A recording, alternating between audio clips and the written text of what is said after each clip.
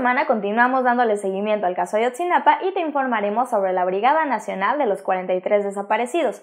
Te contaremos sobre el mal inicio del Buen Fin, sobre el puente de casi una semana que se están tomando los diputados y haremos una pausa para analizar la procedencia de los fondos con los que se compró Angélica Rivera la Casa Blanca.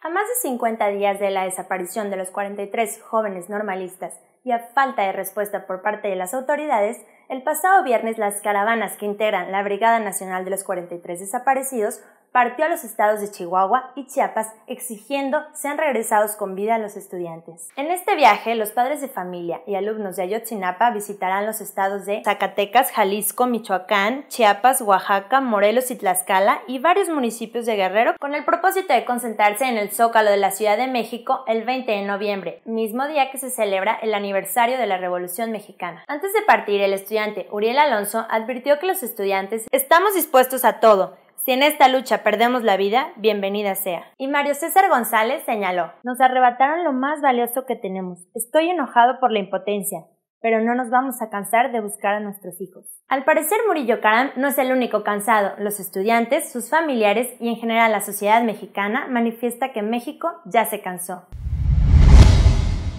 Este fin de semana se anunció el inicio del Buen Fin, este periodo de 3 días donde los consumidores podemos aprovechar las ofertas que no se repetirán en el resto del año. ¿En serio? De acuerdo a un estudio realizado por la consultoría Nielsen Retail Facts, un 26% de los establecimientos subió sus precios en el Buen Fin 2013 para luego bajarlos. Una auténtica chamaqueada. Asimismo, este estudio reveló que los productos más comprados fueron aquellos con un descuento de 10% promedio. En fin, este Buen Fin aconteció en medio de la contracción del consumo interno, ya que de enero a octubre la Asociación Nacional de Tiendas Departamentales y de Autoservicio creció apenas 5%. Es decir, es el segundo peor desempeño registrado en un periodo igual desde la crisis financiera del 2008. Y por si esto fuera poco, también hubo un desaire por parte de las empresas, ya que este año se registraron 15% menos comercios respecto al año pasado. Videgaray, ponte las pilas, o este fin será el principio del fin. Del supuesto Buen Fin.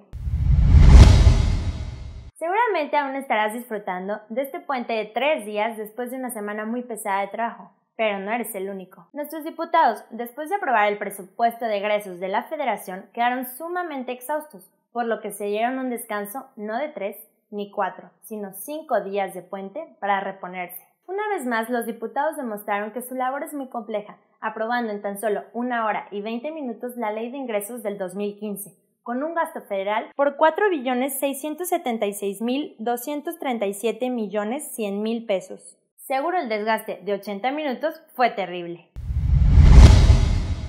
¿Te imaginas que por cada año trabajado como artista exclusivo, Angélica Rivera hubiera ganado tanto dinero como para comprar una casa de 86 millones de pesos? Estos lujos ni Justin Bieber, Cristiano Ronaldo, Katy Perry ni Oprah se los han dado. Ahora, si esto fuera cierto, ¿te imaginas el imperio que debería tener Chabelo por sus años de servicio a esta misma televisora?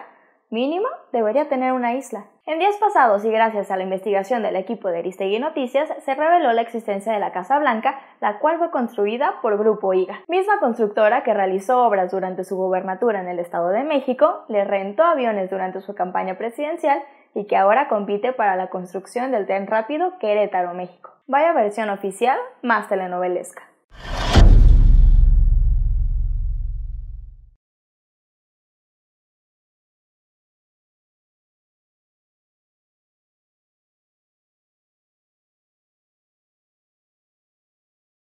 La pregunta que más me gusta de esta semana es de Wendy Flores, que dice: ¿se le puede asignar a Enrique Peña Nieto un salario mínimo? Y si fuera así, ¿cómo se lograría?